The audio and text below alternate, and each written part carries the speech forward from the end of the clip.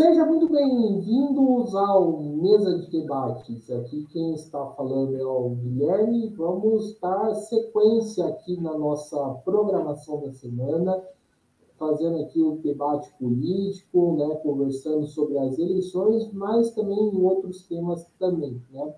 E vamos, né, dar sequência aqui na nossa programação eleitoral, né, conversando aí com os pré-candidatos e futuramente os candidatos. E hoje eu estou com a Andressa Rocha, né? Ela que é pré-candidata a vereadora aí pela CST, né, usando a legenda do PSTU em Minas Gerais. E vamos, né, fazer o debate político, né, sobre a sua pré-candidatura, né, e conversar sobre temas aí que é preciso conversar. Então, Andressa, tudo bem? Antes da gente começar, por favor, fale um pouquinho aí de você. Claro. Muito obrigada, né? Primeiro, Guilherme, eu gostaria de começar agradecendo esse espaço. Eu acho a mesa de debates, o seu convite, eu acho muito importante para a gente divulgar as pré-candidaturas da esquerda independente, que tem um espaço muito pequeno para conseguir dialogar com os trabalhadores, com a juventude, sobre as propostas nesse período de eleição. Então, acho que esse espaço, esse momento, ele é bastante importante para a gente colocar as pautas que são as necessidades dos trabalhadores, para que a gente possa ampliar esse debate nesse momento das eleições municipais.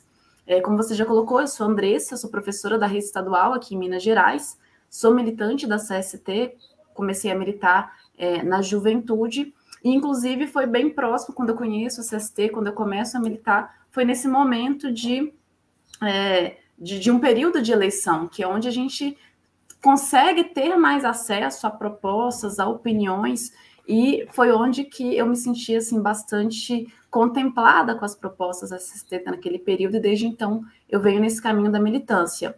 E esse ano, nessa eleição agora de 2024, estou apresentando, a CST está apresentando, né, minha pré-candidatura a vereadora em Belo Horizonte, através de uma aliança eleitoral junto com o PSTU, apresentando aí as propostas de uma esquerda independente dos patrões e dos governos.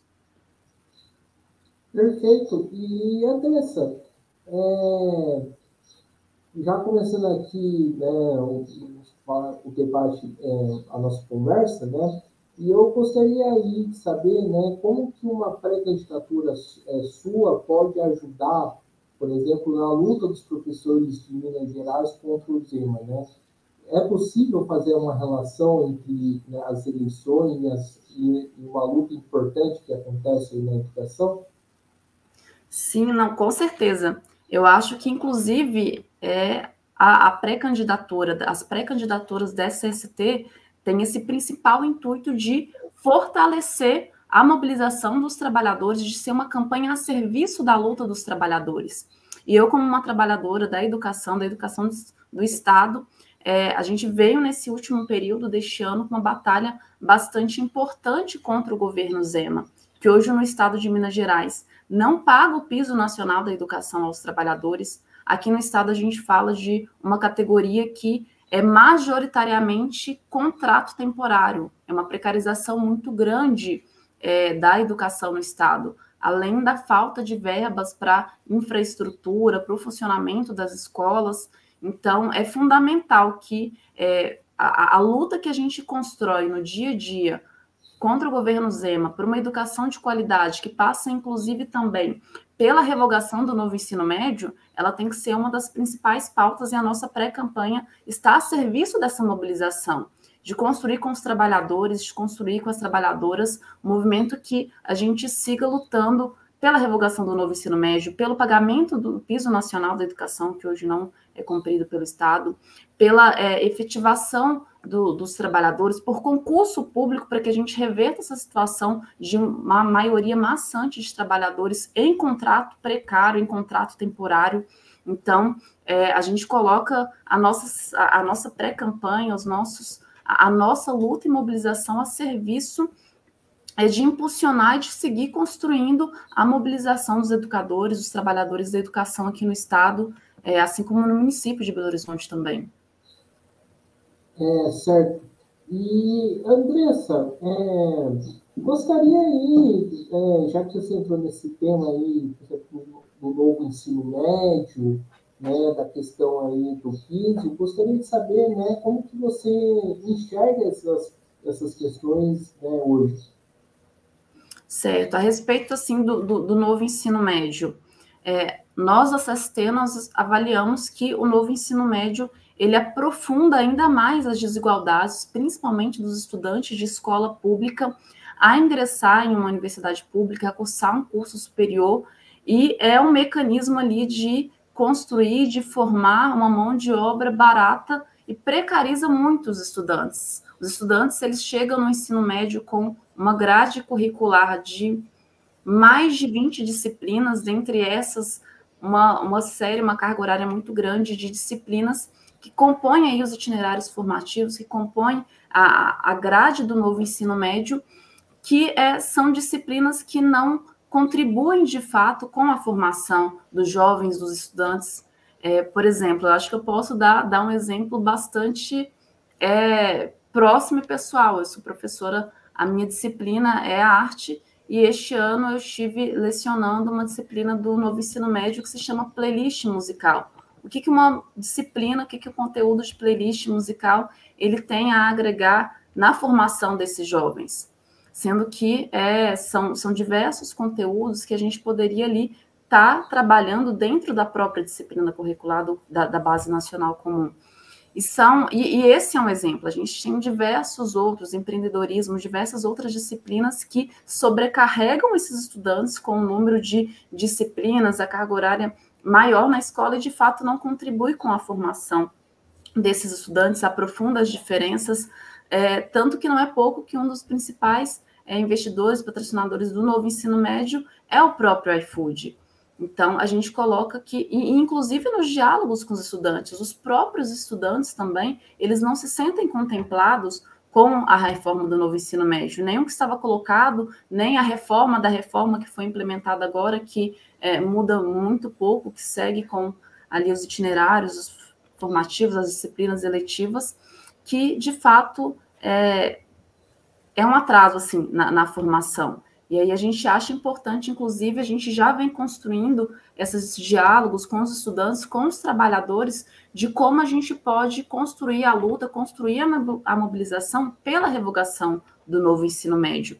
E isso eu acho que tem que ser pauta também da pré-campanha, tem que ser pauta dos debates, para que a gente possa usar esse espaço, esse momento, para propagar essa pauta tão importante na luta dos estudantes, da juventude como um todo e dos trabalhadores da educação também. Peraí, então, deixa eu ver se eu entendi. O pessoal estava fazendo uma matéria para criar playlist de música? Sim, tem uma disciplina, essa é um dos exemplos, Guilherme. A gente vai ter outras, a gente tem uma série de disciplinas que se a gente for pegar um catálogo que não dizem nada com nada. A ementa da disciplina até pega um pouco ali, vamos trabalhar as vozes do período da ditadura militar. Mas a música é uma das linguagens artísticas. Isso é um conteúdo que pode ser trabalhado dentro ali de uma disciplina que é importante para a formação, que é a disciplina de arte, pode ser trabalhado nesse período. Mas, ao invés disso, a gente tem ali uma aula por semana para trabalhar com a arte, para trabalhar com a cultura, para trabalhar, desenvolver isso nos alunos, enquanto a gente vai ter 2 aulas de introdução ao mundo do trabalho, de qualquer outra coisa que, de fato, não ajudam a construir esses centros críticos, não dão um espaço para os estudantes desenvolverem as suas habilidades, ou até mesmo das disciplinas da Base Nacional Comum, que também tem uma importância e uma relevância muito grande. Andressa, uma coisa que eu pude reparar, né, na chapa, né, se a gente pode dizer assim, da CSP aí para essas eleições, né, que a grande não, todas as integrantes da chapa, né, seja você, a Bárbara, a Lorena e a Deliane, né, o nome dela, se eu não sei errado, se espera do Israel também, são todas mulheres. Qual que é a importância disso para a CSP? Né? Vocês pensaram nesse grande detalhe aí, para poder montar a chapa? Sim, então, realmente, né, a gente tem somos nessas eleições, somos mulheres, feministas, socialistas, e no meu caso, nos casos de Belo Horizonte, São Paulo, Rio de Janeiro, somos professoras também, a Giane está na juventude, a gente tem essa ligação com a educação, com as lutas da educação, e eu acho importante também destacar a nossa ligação e a nossa luta no movimento feminista, que é parte não são somente as figuras de mulheres, são figuras que estão pautando as lutas, estão construindo as lutas do movimento de mulheres. Nesse último período, por exemplo, a gente teve mobilizações bastante importantes, bastante fortes, que nós nos colocamos a serviço dessa construção, dessas mobilizações, a exemplo do que foi as mobilizações contra o PL 1904, que aconteceram mobilizações massivas em todos os estados, em todos os municípios, nós estivemos a serviço dessa construção e dessa mobilização para derrotar, e nós conseguimos, né, foi bastante vitorioso derrotar o PL 1904, que colocava ali a igualdade da pena para uma mulher que realizasse o aborto, no caso de estupro, a partir da 20ª semana, ao mesmo crime, ao mesmo tempo de crime de homicídio. E, inclusive, a gente utilizou esse espaço para avançar no debate também da pauta das mulheres, que entra aí avançar, derrotar esse PL, avançar na luta pela legalização do aborto, avançar na temática da educação sexual, de contraceptivos acessíveis a todas as mulheres e a todas as pessoas que gestam.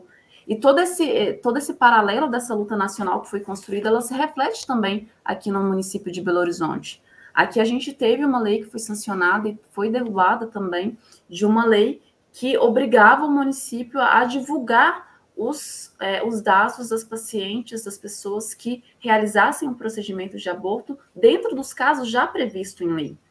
Que é no mesmo sentido da PL 1904, é um ataque ao direito já conquistado. E nós, mulheres da CST, junto com o movimento de mulheres em cada cidade que a gente está e a gente ajudou a construir, a gente impulsionou essa luta para derrotar esse ataque a um direito fundamental e aproveitar esse momento também para aprofundar, para ir à frente, né, avançar no debate de o quão importante é aprofundar e garantir a efetivação do direito legal, seguro e gratuito oferecido pelo SUS em todos os locais e barrar nesses ataques que são feitos e avançar nas pautas das mulheres. Então, a gente acredita que no dia a dia a gente já promove, né, essas lutas, as lutas das mulheres, e nesse período agora de pré-campanha é essencial que a gente siga pautando a necessidade de legalizar o aborto, siga construindo esse diálogo dessa importância, dessa necessidade, além de avançar em várias outras pautas das mulheres,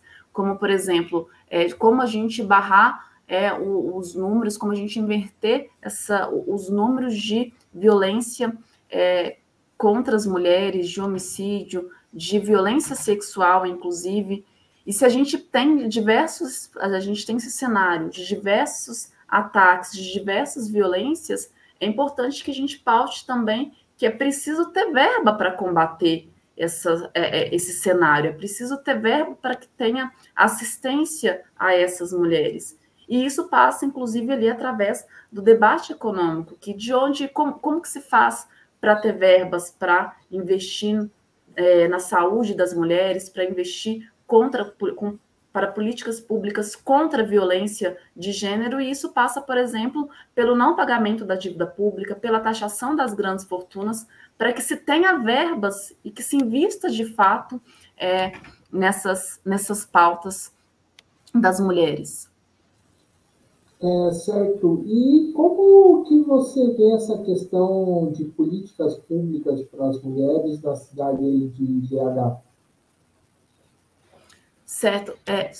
Falhou um pouquinho, você poderia repetir, por favor? Claro. Como que você vê a questão de políticas públicas, né, para as mulheres na cidade de BH? Certo. É o mesmo cenário, assim, que eu acho que reflete o cenário nacional de que é uma área que ainda necessita bastante de investimento.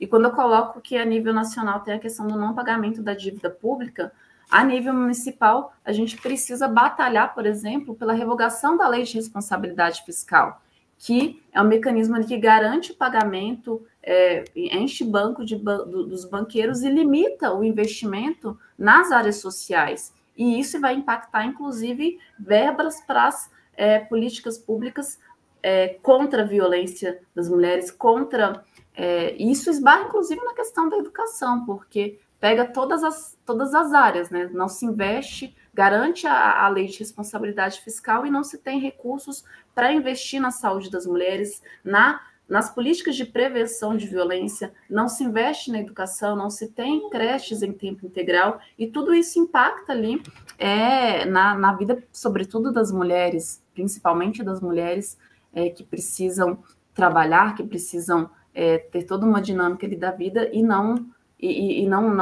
é possível com redução de números de escolas, de não ter vaga suficiente de escolas em tempo integral. Então, toda essa questão econômica está ali diretamente atrelada à efetivação desses direitos.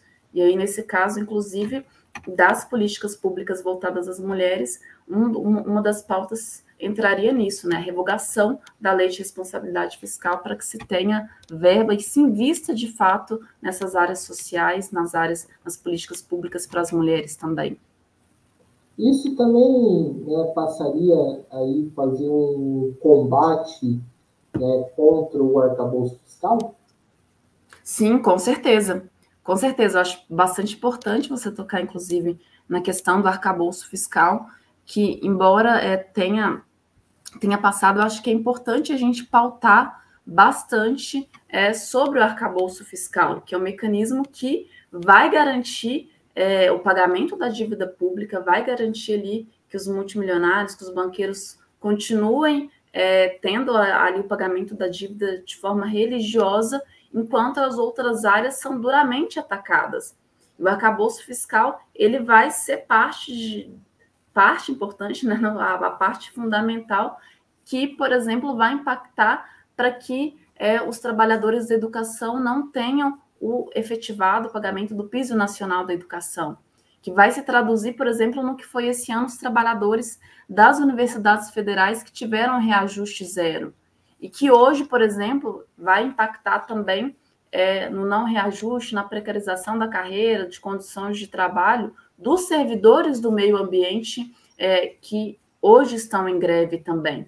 Então, o arcabouço fiscal é um mecanismo que a gente precisa realmente colocar como ponto assim, de batalha, de lutar contra, porque o que a gente precisa é de investimento nessas áreas.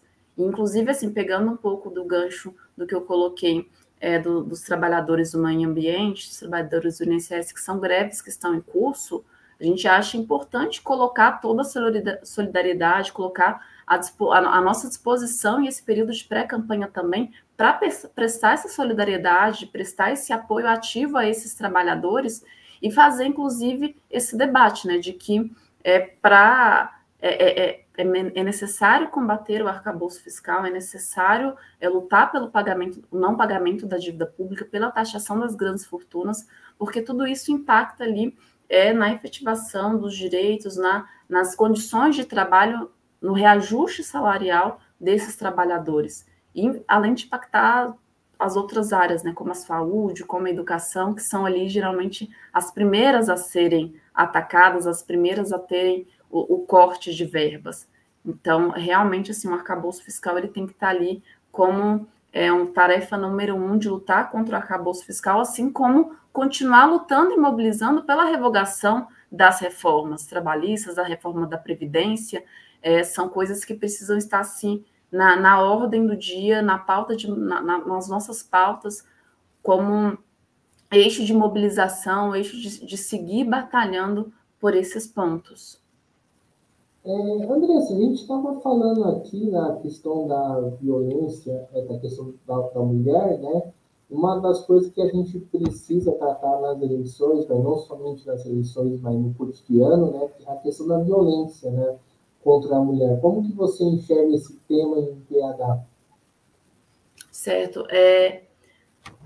Eu acho que o tema da violência contra a mulher é um tema assim, bastante amplo, infelizmente, muito recorrente, tanto de violência física quanto de violência sexual. Infelizmente, a gente tem a todos os dias, a todas as semanas, manchetes que evidenciam isso, e é importante batalhar isso em diversos campos, né? Porque isso parte ali do machismo estrutural enraizado na sociedade, que a gente precisa seguir batalhando, e eu acho que o movimento feminista ele tem um papel importante, precisa cumprir esse papel de batalhar contra o machismo, contra o patriarcado, e isso passa também ali por políticas públicas, né, que combata e que que avance nesse debate da violência sexual, da violência de gênero, da violência física, da violência emocional. E isso parte, por exemplo, pela conscientização, pelo debate aberto, pela inclusive, colocar nas pautas, né, de que na questão da violência sexual que se avance, que os estupradores, que os responsáveis, eles sejam criminalizados, que eles sejam culpados no quesito da reprodução sexual. É um debate também que precisa se avançar, e aqui no município a gente precisa colocar cada vez mais em evidência as pautas feministas, as pautas das mulheres. É preciso fazer esse debate, é preciso construir essas mobilizações para avançar nesses pontos, né, nesse ponto assim das pautas das mulheres. E aí a esquerda independente apresentar pré-candidaturas, apresentar nesse momento de eleição essas pautas, onde a gente tem um grande número de pessoas ali abertas a ouvir, debater, eu acho que também cumpre um papel importante para a gente avançar nesse debate, avançar nessa pauta. Certo. Falar um pouco aí da questão de racismo, né? Qual que vai ser a importância, né, da luta antirracista aí para vocês, SST, nessas eleições? Sim, o tema da luta antirracista, ele é bastante importante, bastante fundamental. Também precisa ser ali um dos principais eixos para a gente seguir batalhando, né? A gente está em uma cidade que a gente teve há algum tempo atrás algumas mobilizações sobre o tema da violência policial, por exemplo, das chacinas nas periferias, e isso é algo que precisa continuar a ser debatido, né? Lutar contra as chacinas policiais, contra esse racismo enraizado também na sociedade. E nós, a CST, nós acreditamos que é fundamental seguir construindo a luta para que os estudantes, a juventude negra, a juventude periférica, as mulheres negras, elas possam ter acesso à vida, né, ao mínimo, a ter ali condições de vida. É preciso construir a mobilização contra a violência policial, e isso não só aqui em Belo Horizonte, né, algo que a gente tem batalhado, tem feito as discussões nas outras cidades também, e passa por essa temática de lutar contra as repressões, que quando a gente coloca nesse cenário, né, das repressões, da violência policial, ela tem uma localização, uma demarcação geográfica bastante específica, né, porque isso acontece onde? Acontece nas periferias, nas favelas, e fazer esse debate é fundamental. As escolas que eu trabalho, geralmente, são escolas nas periferias dos municípios da região metropolitana de Belo Horizonte, e são debates assim que atravessam muito. A violência policial é um tema que atravessa muito o cotidiano dessa juventude. E aí perpassa, por exemplo, pela questão da questão das drogas, da legalização das drogas, de todo esse debate, perpassa muito, principalmente, a juventude. E a gente acredita que é uma pauta que é preciso avançar, é uma pauta que precisa ser debatida nesse momento também de pré-campanha e, posteriormente, na campanha eleitoral. E você falou aí dessa questão, né, da polícia, né? Sempre vai ter alguém que vai falar que mas, poxa, a esquerda não pensa na questão da chamada, né? Eu não gosto de usar esse termo para mim está errado, da chamada segurança pública, né? O que você pensa aí sobre essa questão, né? Qual que seria o melhor programa aí para responder sobre esse tema? Certo. Sobre a questão da segurança pública,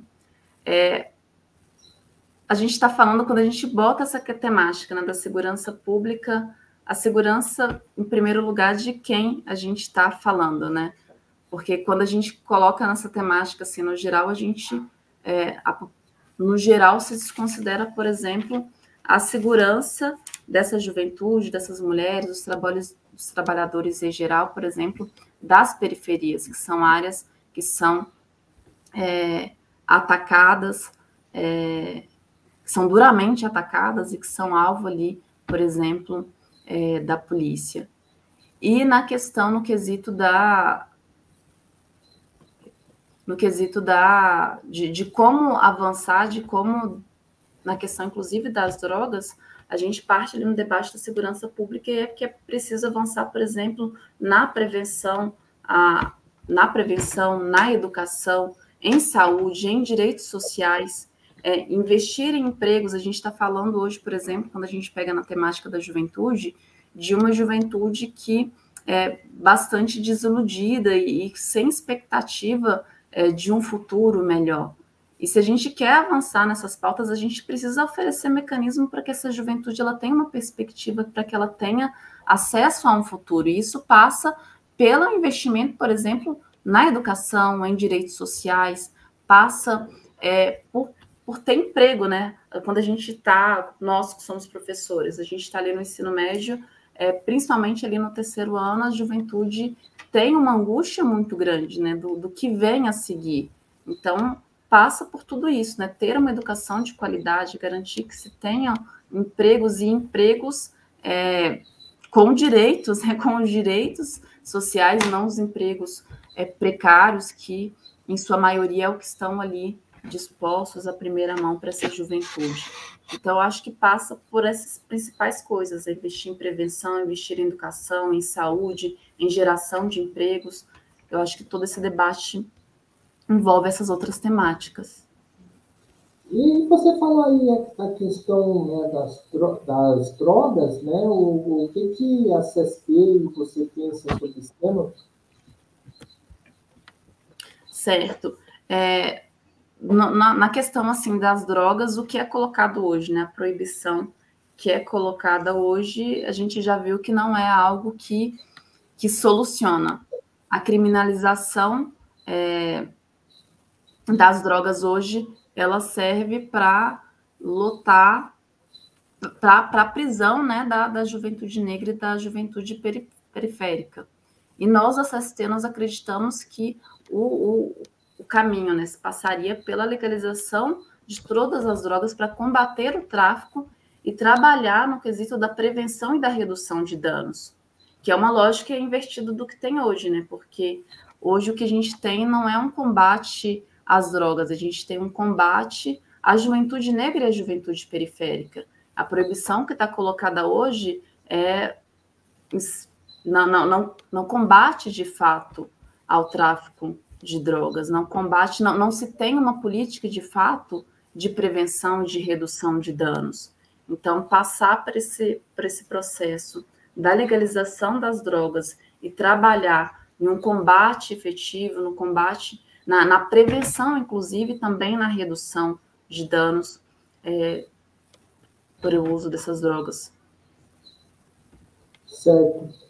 E, Andressa, falar um pouco aí do cenário político, né, das eleições, e uma coisa que me chamou a atenção aqui é que, por exemplo, o Calil, que nas eleições de 2022, que era apoiado pelo PT, está apoiando o Bolsonaro, está apoiando aí o setor bolsonarista nas eleições, né? Como que você vê essa movimentação toda, né? E essa aliança que o PT tinha, né, há 2 anos atrás com o Calil? Certo. Então, o cenário eleitoral aqui em Belo Horizonte, ele anda ainda bastante, assim, não se tem uma definição muito clara, né? E uma das novidades nesses últimos dias realmente foi o apoio do Calil, que foi esse prefeito, né, de Belo Horizonte, ao Mauro Tramonte, do Republicanos.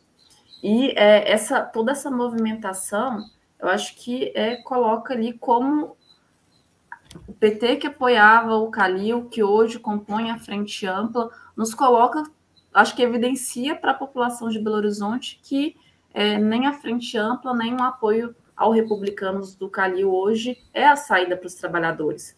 Quando a gente fala do Mauro Tramonte, dos Republicanos, que é o mesmo partido do Tarcísio lá em São Paulo, é o mesmo partido que privatiza a Sabesp, que privatiza linhas de metrô, que ataca os trabalhadores da educação, inclusive.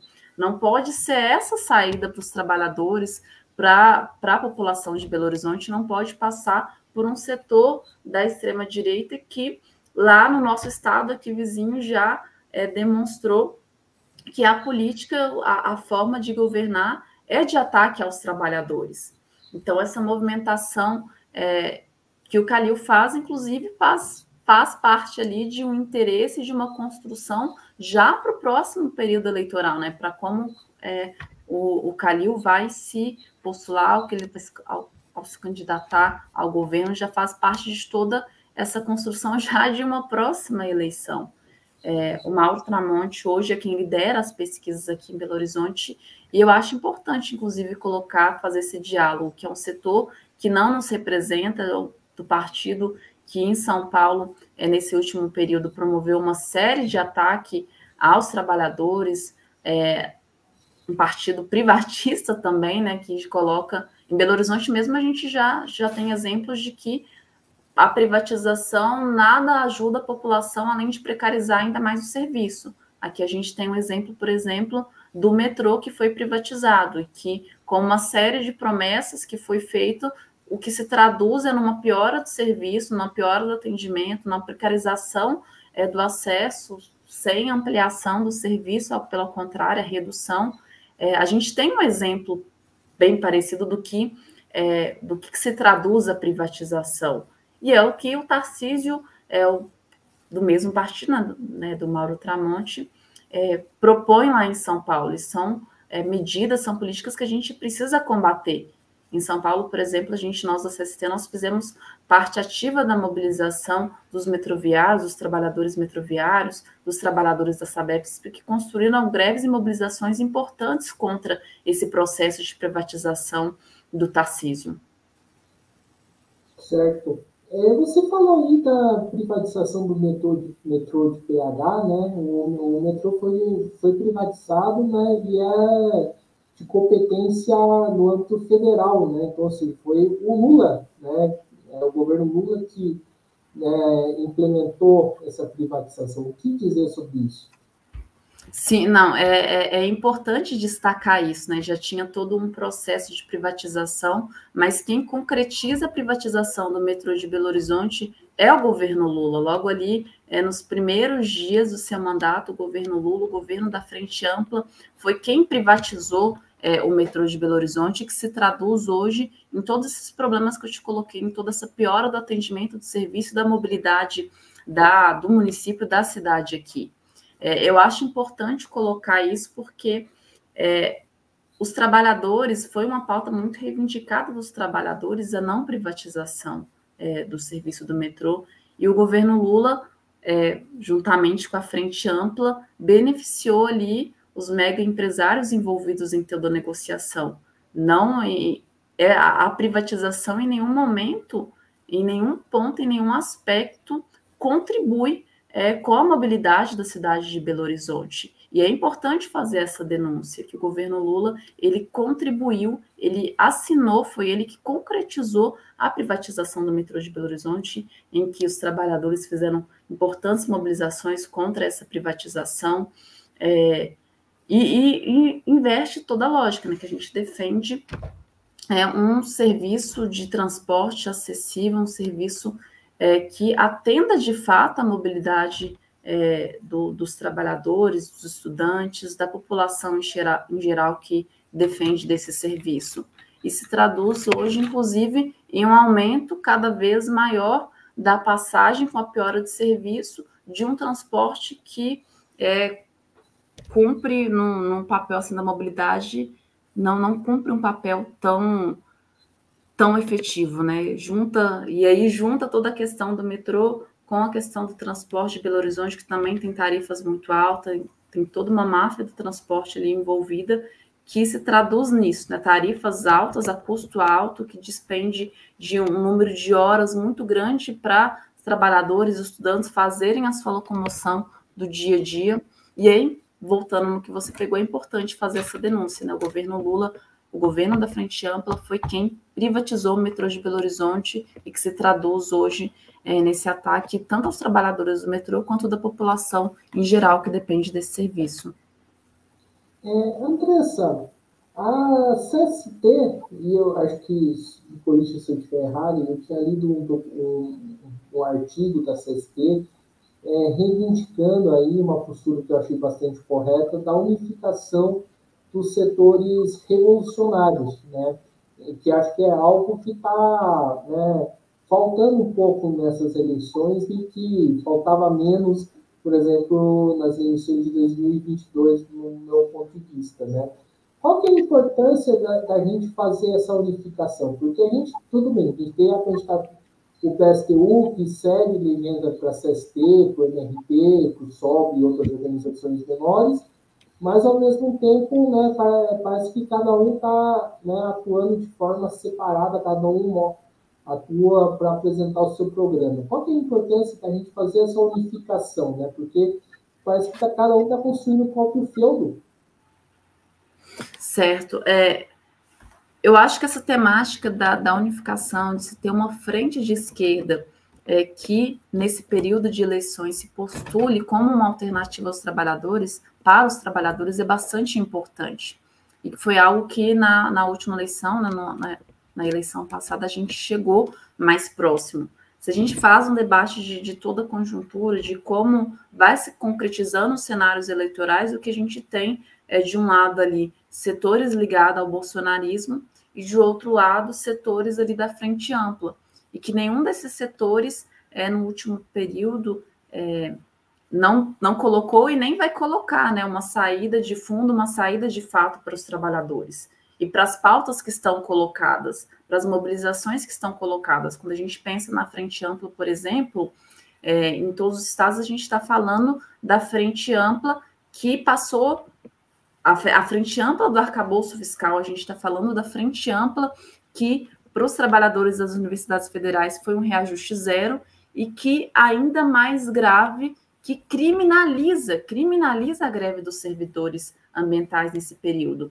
Então, a gente está falando que está colocado que a Frente Ampla não vai ser a saída para esses trabalhadores, e unificar todos os setores que estejam ali dispostos a construir a mobilização e a luta dos trabalhadores, uma frente que batalha nas eleições independente, uma frente de esquerda independente dos governos e dos patrões, que é o que não é colocado por nenhuma dessas duas vias, né? Pelo bolsonarismo muito menos, e a Frente Ampla também não. Então, ter essa unificação entre os setores é um chamado que a CST sempre faz. A gente tem um exemplo bastante importante, que é da Frente de Esquerda na Argentina, no qual a gente faz parte dessa construção na Argentina, e a gente acha importante seguir batalhando, né? Nessas eleições a gente consegue ali uma frente, nessa eleição de uma esquerda independente, com o PSTU, com o MRT, com o SOB em alguns locais, mas era importante que a gente aumentasse, e a gente segue fazendo esse convite a todos os setores que estejam dispostos a batalhar pela saída, pelas pautas dos trabalhadores, pela pauta das mulheres, pela pauta dos negros e negras, pela pauta da população LGBTQIA+, Então, segue sendo fundamental. A gente faz esse debate, inclusive, nesse período da campanha eleitoral, convidando a todos que se somem. E é uma batalha que não se encerra aqui em 2024, é uma batalha que a gente vai seguir dando, porque é uma saída de fundo, uma saída de fato para os trabalhadores, não se resume também somente à via eleitoral. Isso que a gente está debatendo é um espaço importante para a gente debater, é um espaço que a CST busca colocar as pré-candidaturas, as pré-campanhas e, posteriormente, as campanhas a serviço das lutas e das mobilizações, mas que é uma batalha, que é uma luta que não se encerra aqui nessas eleições municipais. É uma batalha que ela precisa ser construída cotidianamente no chão de cada escola, no chão de cada fábrica, no chão de cada local onde a classe trabalhadora está. E que a gente acredita nisso, né? Que é preciso seguir construindo, seguir mobilizando, e a CST vai seguir fazendo esse chamado para que todas as organizações que queiram e colocando a necessidade que precisam se colocar de forma independente dos patrões e forma independente dos governos para avançar na mobilização, na pauta dos trabalhadores. Andressa, você falou da Argentina, é um negócio que eu concordo, né, com você, o exemplo da frente esquerda, né, eu acompanho, né, bastante a luta, né, da Argentina, inclusive contra o Milei. Eu queria então que você falasse por que é tão importante aqui no Brasil a gente tomar o exemplo da FIT. Sim, eu acho que é fundamental porque, por mais que a gente coloque os nossos esforços, os nossos corpos, a CST esteja construindo as lutas, a gente sabe que a gente não constrói sozinho, é preciso ter uma unidade que faça esse enfrentamento em cada, seja nesse caso, né, que na via eleitoral vai ser parte desse processo, que a gente acredita que as candidaturas, que os parlamentares da esquerda, eles utilizem esse espaço para impulsionar as mobilizações, para impulsionar a luta. E que eu acho que, por exemplo, quando a gente coloca no caso da Argentina, é um exemplo bastante importante de impulsionar essas mobilizações. A Argentina hoje que enfrenta um governo da extrema-direita do Milei, colocaram para a gente importantes lições de que para se derrotar os ataques, para se derrotar os ajustes, é com bastante mobilização, é com luta nas ruas. E o povo argentino, a mobilização argentina, nos mostrou que esse caminho, né? Não tem outra receita que não seja a luta, que não seja a construção dessa mobilização. E a gente pode pegar outras pautas também, quando a gente pega na pauta das mulheres, nas pautas feministas, eu acho que o exemplo da Onda Verde, da Maré Verde, que lutou e conquistou o direito e a legalização do aborto, são exemplos fundamentais que a gente precisa construir, que a gente precisa seguir pavimentando, né? Através da luta, através da mobilização, através dessa construção, é que a gente consegue avançar, não tem outra saída. A gente precisa utilizar esses espaços dos possíveis parlamentares, dos espaços de campanha, para construir, para impulsionar as mobilizações, para impulsionar as lutas. Nesse momento, a gente coloca as pré-campanhas desse serviço, posteriormente as campanhas. E no caso de eleger algumas das nossas candidatas, colocar esses mandatos também a serviço da construção das lutas. E passa por isso, né? A gente acha fundamental que se tenha uma frente de esquerda, ou o que foi na última eleição, que foi o embrião ali do polo, que se coloque a serviço de mobilizar, a serviço das lutas dos trabalhadores, a serviço da pauta dos interesses dos trabalhadores. E isso precisa ser pelo que a gente tem pautado todo esse período, que seja uma frente de esquerda, independente dos governos e dos patrões, que não tem como a gente ficar no meio do caminho, não tem como conciliar os interesses. E nós, da CST, nós estamos com os trabalhadores, nós estamos do lado daqueles que querem lutar, que querem construir uma alternativa diferente do que está colocado. Certo, desculpa aí pela falta de atenção, que eu estou usando a câmera aqui nova. E uma das coisas que eu acho bastante interessante da frente de esquerda, né, é que o parlamentar não recebe o salário de um parlamentar, né? Não vive com o salário de parlamentar, e sim com o salário de trabalhador. Se a Andressa conseguir ser eleita vereadora, você abdicaria a mão, né, de um salário de um vereador de BH? Sim, sim, com certeza. É uma pauta que é bastante importante, né? A gente precisa estar ligado às demandas, às necessidades dos trabalhadores. E é algo que, inclusive, que é uma tradição da CST. Quando a gente teve outros parlamentares, o Babá, por exemplo, eu acho que é um exemplo bastante importante de se colocar, ele não recebia o salário dele como vereador, ele recebia o salário dele como com a categoria que ele é, como professor da universidade. Esse era o salário que ele recebia. Eu acho que isso é bastante importante. Então, com certeza, numa possível, caso venha a ser vereadora, abdicaria a mão também, porque é necessário que a gente esteja próximo às demandas, próximo às pautas dos trabalhadores. E, com certeza, isso, assim, abriria a mão.